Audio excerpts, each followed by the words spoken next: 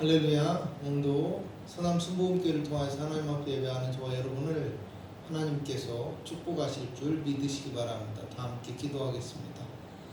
살아계신 하나님, 귀한 은혜와 사랑을 진실로 고맙고 감사합니다.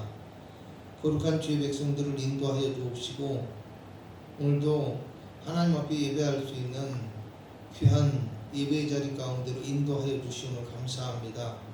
성령이 함께하여 주옵소서.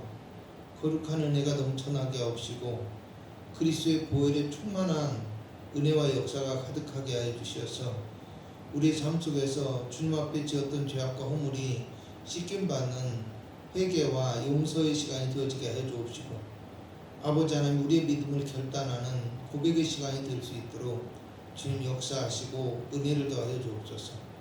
오늘도 우리가 예배할 때 예배하는 모든 자리 가운데 주님이 함께하여 주옵시고 예배하는 심령을 붙들어 주옵시며 성령으로 충만하게 하옵시고 이 귀한 예배를 통해서 우리 모두가 주님 만날 수 있는 복된 시간이 되어지길 원하옵니다. 예수님의 이름으로 기도하옵나이다. 아멘. 찬송가 149장입니다.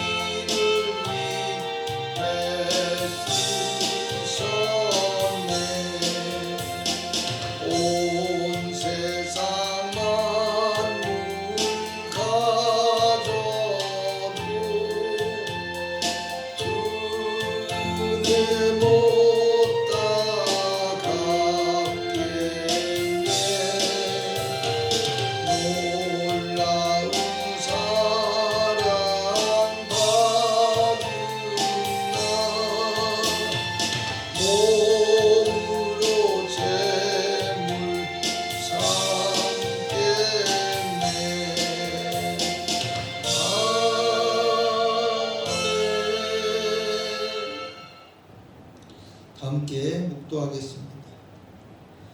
믿음은 바라는 것들의 실상이요 보이지 않는 것들의 증거니 선진들이 이로써 증거를 얻었느니라. 믿음으로 모든 세계가 하나님의 말씀으로 지어진 줄을 우리가 아나니 보이는 것은 나타난 것으로 말미암아 된 것이 아니니라. 믿음으로 아벨은 가인보다 더 나은 제사를 하나님께 드림으로 의로운 자라 하시는 증거를 얻었으니 하나님이 그 예물에 대하여 증언하시니라. 그가 죽었으나 그 믿음으로서 지금도 말하느니라. 믿음으로 에녹은 죽음을 보지 않고 옮겨졌으니 하나님이 그를 옮기심으로 다시 보이지 아니하였느니라. 그는 옮겨지기 전에 하나님을 기쁘시게 하는 자라 하는 증거를 받았느니라. 믿음이 없이는 하나님을 기쁘시게 하지 못하나니 하나님께 나아가는 자는 반드시 그가 계신 것과 또한 그가 자기를 찾는 자들에게 상 주시는 이심을 믿어야 할지니라. 아멘. 신앙 고백 드리겠습니다. 전능하사 천지를 만드신 하나님 아버지를 내가 믿사오며 그 외아들 우리 주 예수 그리스도를 믿사오니 이는 성령으로 잉태하사 동정녀 마리아에게 나시고 본디오 빌라도에게 고난을 받으사 십자가에 못 박혀 죽으시고 장사한 지 사흘 만에 죽은 자 가운데서 다시 살아나시고 하늘에 오르사 전능하신 하나님 우편에 앉아 계시다가 저리로서 산자와 죽은 자를 심판하러 오시리라.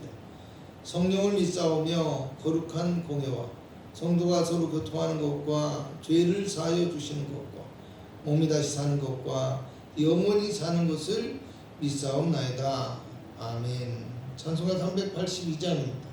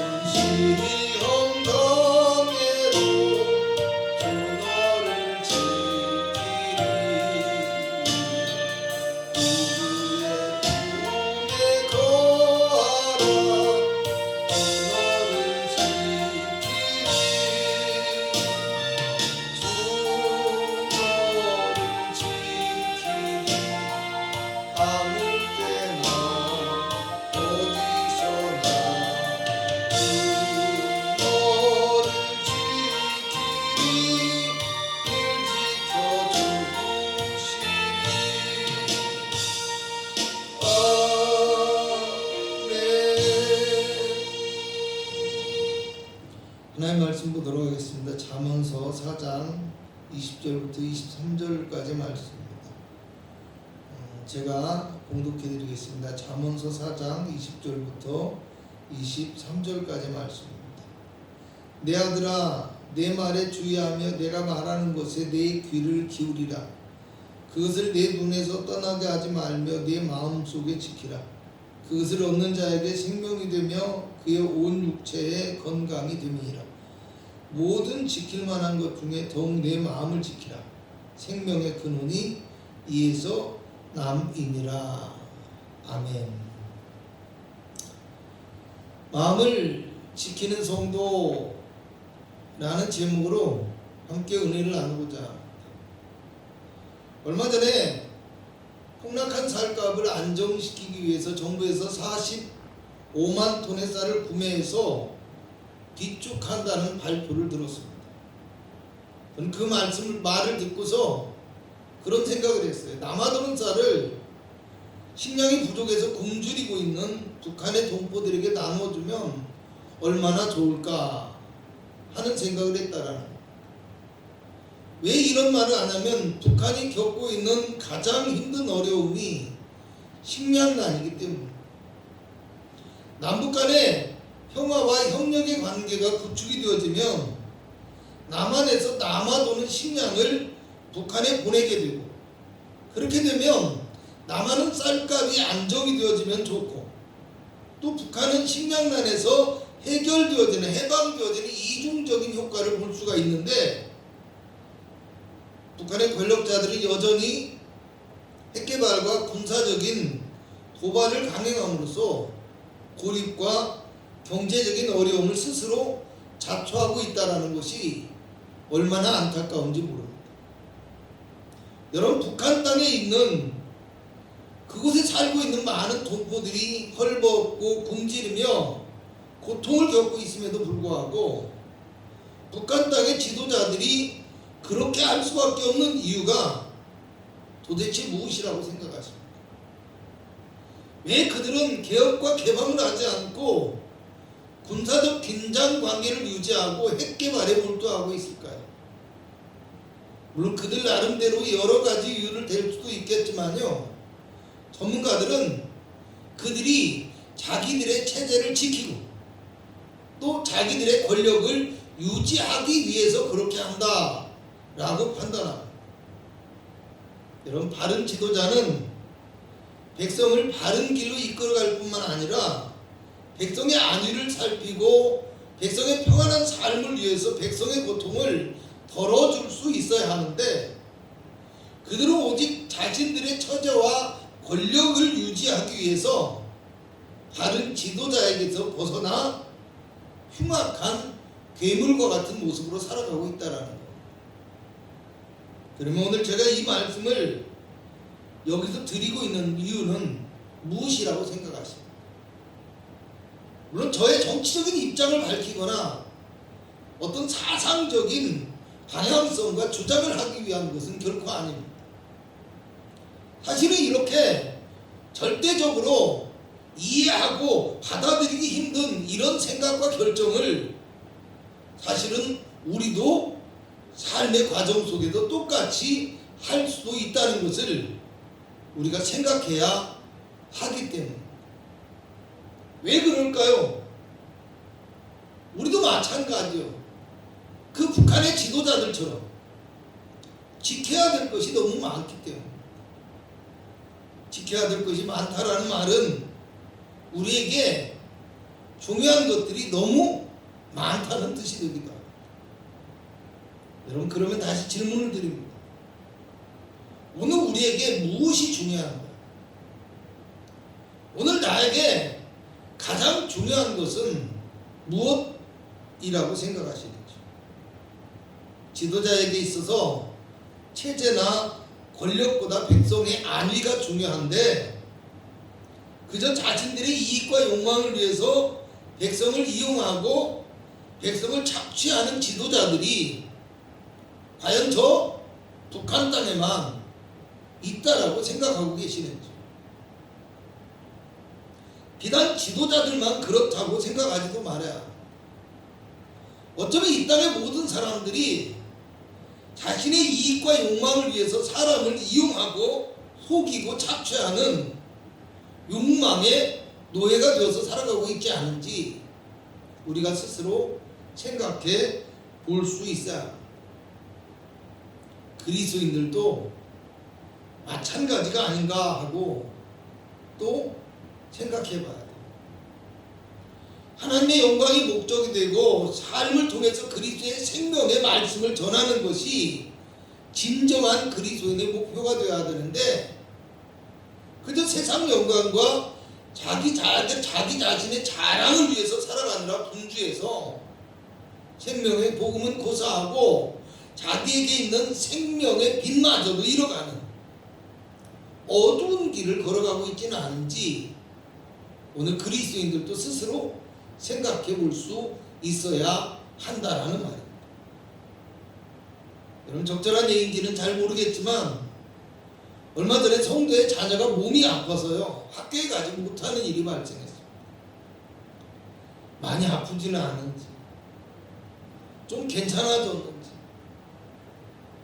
약을 먹고 차도는 있는지 또 혹시 심해지거나 부작용은 없는지 걱정도 되고 궁금한.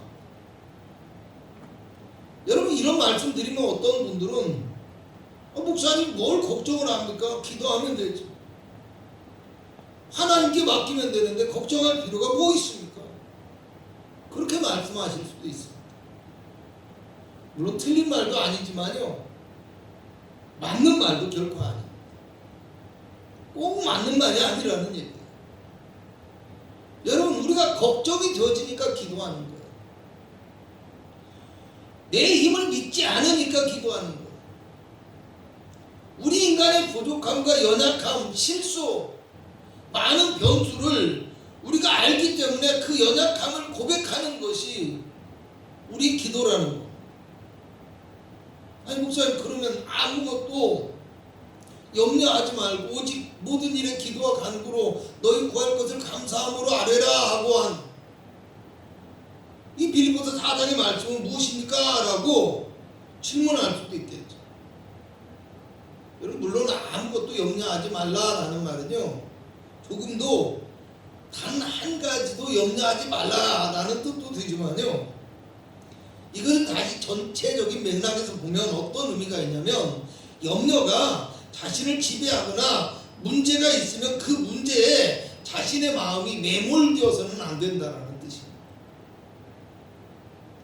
문제를 하나님께 가지고 나와서 내려놓고 우리가 기도함으로 하나님의 결과적으로는 하나님의 도우심과 응답을 확신하게 되죠. 그래서 하나님 앞에 감사의 마음까지 드는 거예요. 이런 믿음의 단계까지 우리가 이르러야 된다 라는 의미를 가지고 있다는 거예요. 그래서 제가 아이고 아이는 좀 괜찮습니까? 어떤지 물었더니 물론 몸이 아픈 것도 얘기하고 설명을 하지만요 제일 정성을 들여서 말하는 게 시험을 못 보겠다는 거예요. 이걸 중요하게 이야기합니다. 물론 엄마가 그렇다고 해서 아이보다 시험을 더 중요하게 말하거나 뭐 생각하거나 그랬다라는 뜻은 아니에요. 근데 제가 사실 알고 싶은 것은 이 아이가 공부를 얼마나 잘하는 아이인지 시험을 잘 봤는지 이게 아니에요. 처음부터 공부를 잘하고 못하고와 관계없이 이 아이를 보았고요. 또 아이의 영혼과 그 아이가 건강하게 자라고 좋은 신앙을 갖게 하는 것이 목사의 목적이기 때문에 여러분 혹시라도 이 말이 뭐 해당이 되어지는 사람들에게 불편한 마음이 생겼다면 용서하시기 바랍니다.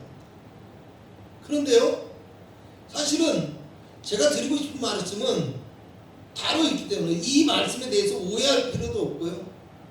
혹시라도 나는 해당이 되지 않는다라고 해서 행여라도 나는 안 그런다고 생각해서 우쭐해 하지 마시기 바랍니다. 사실 저희 딸도요 얼마 전에야 어렵게 백신 3차를 맞았습니다. 왜 늦었냐고 하면 학교 생활을 보니까 이번 주에는 뭐 학교에서 어디를 가야 하고 다음 주에는 또 뭐 배구 시합이 있고 그 다음 주에는 또 뭐요? 뭐 영재교육원에서 발표를 해야 하고 뭐 이런 식으로 해서 이게 있고 저게 있고 해서 이렇게 늦추고 저렇게 늦추고 하다 보니까 가만 보니까 잘못하면 언제 백신을 맞을 수 있을지 기약이 없어요. 그래서 제가 야단을 쳤습니다. 건강이 중요하지 그런 것이 뭐가 중요하냐. 사실 중1 과정이 대학을 가는데 꼭 필요한 것도 아니고요. 수업 하루 빠지거나 학교 프로그램 한번 빠진다고 무슨 아이가 어떻게 되는 것도 아니고요. 문제가 생기는 것도 아니에요. 여러분 사실 우리가 삶을 살아가면서 일일이 따지지 않아도요. 정말 진짜 중요한 것과 중요하지 않은 것을 구분하지 못해요. 때에 따라서는 별것도 아닌 일들인데 그런 것 때문에 인생을 살아보면 사실 그거 아무것도 아닌데 그런 것 때문에 우리는 마음을 뺏기고 정말 중요한 것을 놓치게 되는 경우가 사실은 우리의 삶 속에서 너무나 많다라는 것입니다. 자녀 교육도 마찬가지입니다. 건강한 신체와 정신을 기르는 것이 무엇보다도 중요한 목적이 되어야 합니다. 그리스도인들은요, 특별히 무엇보다도 신실한 믿음과 마음을 가지고 살아가게 만드는 것이 자녀 교육에 대해서 있어서 가장 중요한 목표가 되어야 돼요. 그런데 우리는 어떻습니까? 물론 신앙이 중요하다라고 말은 합니다. 기도할 때도 역시 간절하게 정말 간곡하게 내 자식들 믿음 충만하게 해달라고 기도하겠죠. 실제로 기도하실 때 그렇게 기도드려요. 그런데요, 정말로 그렇습니까? 정말로 우리가 그렇다고 생각하십니까? 여러분, 가령 예를 들어봅니다. 내 자식이 공부를 열심히 했으면 좋겠는데 늘 공부는 안 하고 늘 교회를 가요. 성가대하고 또 성장하면서 교사하고 뭐 철마다 수련회에 행사에 뭐 봉사하고 뭐 그런 데 참여한다고 공부를 안 하다가 그러다가 지방대 나오고 뭐 직장은 그런저런 데 다녀. 근데 오늘도 어제도 내일도 여전히 봉사한다고 교회에 가 있어요. 여러분, 그러면 내 자식이 신앙이 특심이니까 여러분 괜찮다고 생각하십니까? 만족스러워요?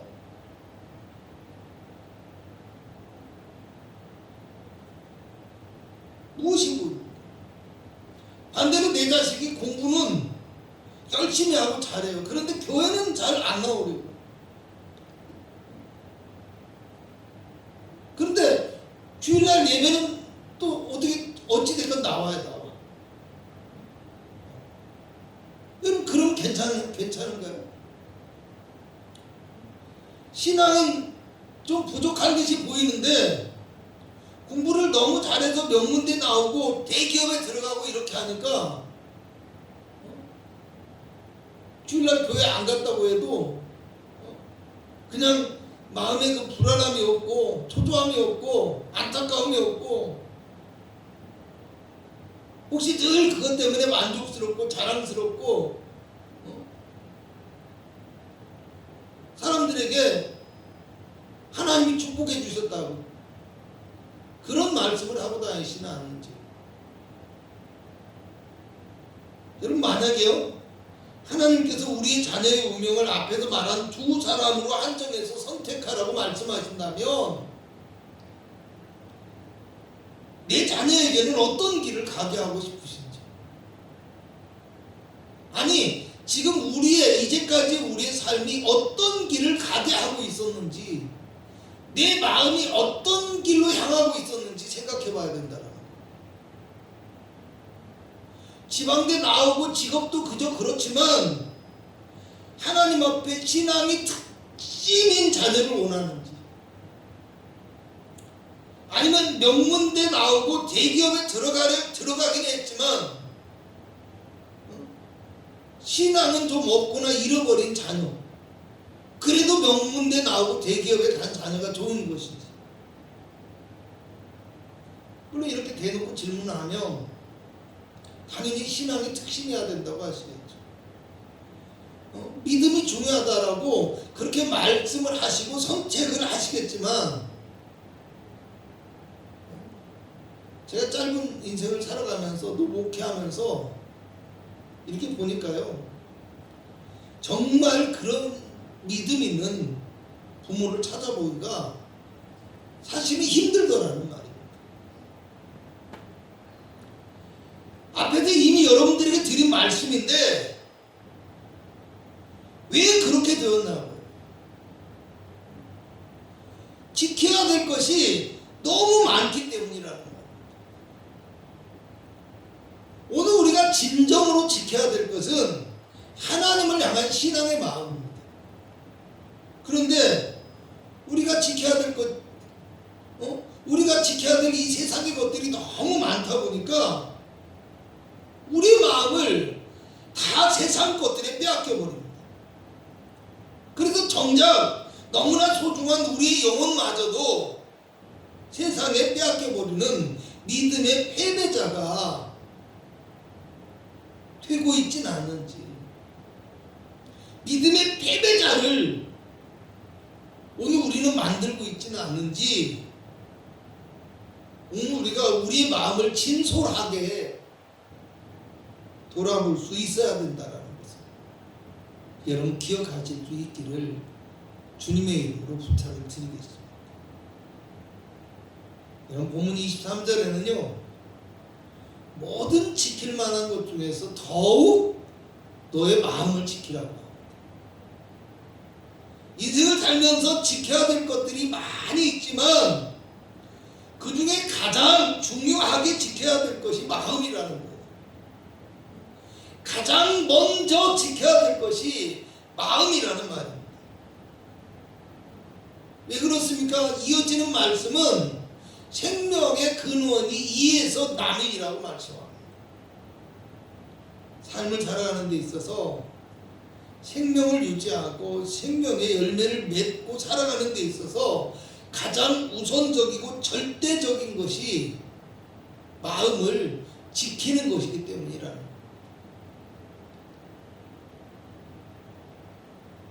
여러분 인생은 전쟁이라는 말을 들어봤을 겁니다.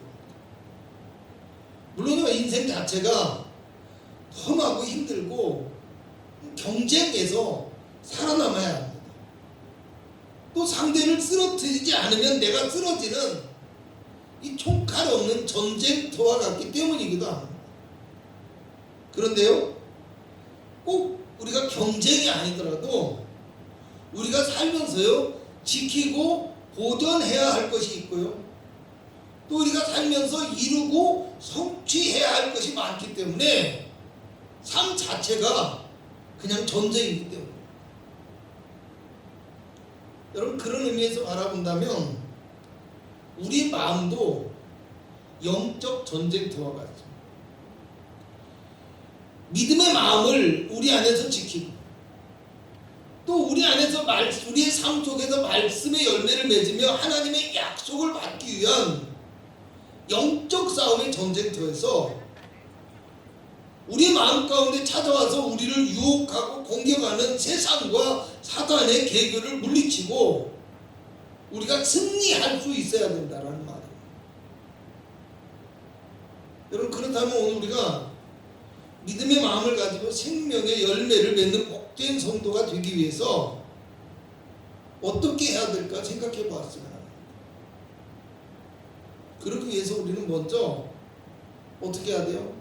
나의 마음에 무엇이 있는가를 생각해 보아야 합니다.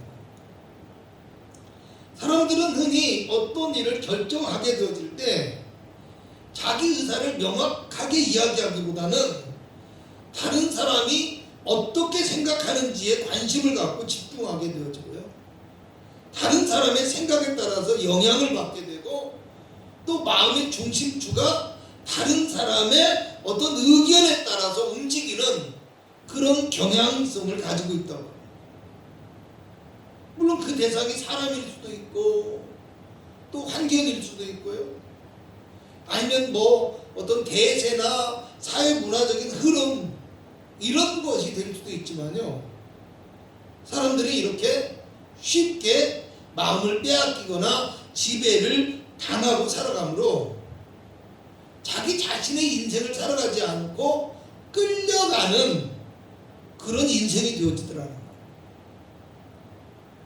그런데 오늘 우리는요 이렇게 헛된 세상과 환경에는 쉽게 마음을 내주고 끌려가면서 정작 하나님께는 얼마나 자신의 마음을 내어주고 하나님께 이끌려가는 삶을 살아가고 있었는지 생각해 볼 수 있어야 한다라는 말입니다.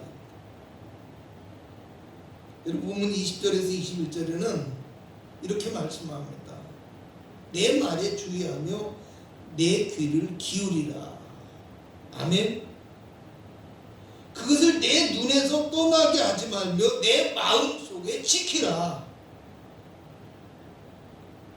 22절에는 그것을 얻는 자에게 생명이 되고 그것은 얻는 자에게 생명이 되고 그의 온 육체에 건강이 됨이니라고 말씀합니다. 우리 마음에 세상의 소리가 아니라 주님의 말씀이 있어야 된다는 말이에요. 우리 마음을 지키기 위해서는 우리를 향한 하나님의 성령의 소리를 듣고 그 성령의 소리에 우리 귀를 기울일 수 있어야 한다는 말이에요. 이제까지 삶을 살아가면서 내가 지키고 싶어 했던 그 많은 세상의 어떤 눈에 보이는 축복이나 자기 욕망의 소리가 아니라 주님께서 우리에게 주시는 지혜의 말씀의 소리가 우리 마음 중심에 있어야 한다라는 말이에요. 그럼 요한복음 6장을 보면 주님께서 빈 들에서 자기에게 오는 큰 무리들을 보고요, 우리가 어디서 떡을 사서 이 사람들을 먹이겠느냐라고 제자들에게 질문을 하게 됩니다. 그랬을 때 아주 똑똑한 제자, 현명한 제자 빌립은요, 환경을 보고 떡과 돈이 부족하다는 대답을 하게 되었죠. 그런데 안드레라는 제자는 주님의 말씀에 주목하게 되죠. 떡을 사서 먹이기를 원하는 주님의 마음을 살펴보게 됩니다. 그리고 주님께 어린 아이 하나가 가지고 있던 보리떡 5개와 물고기 2마리를 가지고 나오므로 5,000명이 먹고도 12바구니에 남게 되었죠. 그런 엄청난 기적과 역사를 경험하게 되어졌다는 것. 오늘 우리의 마음에는 과연 무엇이 있고 어떤 것에 주목하고 있는지 생각해 볼 수 있었으면 합니다. 빌립보서 2장 5절에는 너희 안에 이 마음을 품으라. 곧 그리스도 예수의 마음이라고 말씀합니다. 그 어떤 것보다 우리 영혼의 생명과 구원을 위하여 모든 것을 버리신 주님의 십자가의 마음을 우리 안에 품는 것이 우리 마음의 믿음을 지키는 가장 온전한 방법이라는 것을 우리 모두가 기억하실 수 있기를 주님의 이름으로 부탁을 드리겠습니다. 기도하겠습니다. 우리의 마음을 지키며 살아가길 원합니다. 우리 마음이 믿음의 마음으로 변화받고 바로 세워지길 원합니다. 주님을 바라볼 줄 알고 주님의 음성에 귀 기울일 줄 알고 주님이 주시는 십자가의 지혜를 따라 살아가는 생명의 성도가 되기를 원합니다. 하나님, 세상의 유혹과 세상의 공격에 사탄의 계교에 우리의 마음이 쏠리고 무너지지 않게 하여 주옵시오. 하나님, 오직 하나님의 말씀 앞에 우리의 마음을 두고 그 음성에 귀를 기울임으로 하나님, 세상 속에서 우리 믿음을 온전히 지키고 하나님의 생명의 열매를 맺을 수 있는 능력 있는 그리스도인들이 되게 하여 주시옵소서. 오늘도 귀한 성도들이 하나님 앞에 가지고 나온 모든 문제, 어려움과 기도의 제목을 들어 응답하여 주시옵시고 한 주간의 삶 속에서 온전히 마음을 지키며 생명의 길을 걸어가고 생명의 풍성한 열매를 하나님께로부터 받아 누릴 수 있는 축복된 성도가 되어지길 원합니다. 지금은 우리 구주 예수 그리스도의 무한하신 은혜와 우리 하나님의 극진하신 사랑하심과 성령 하나님의 충만하신 축복으로 오늘 예배한 귀한 성도들의 삶과 가정과 영혼과 육체 가운데 함께 있을지어다. 아멘.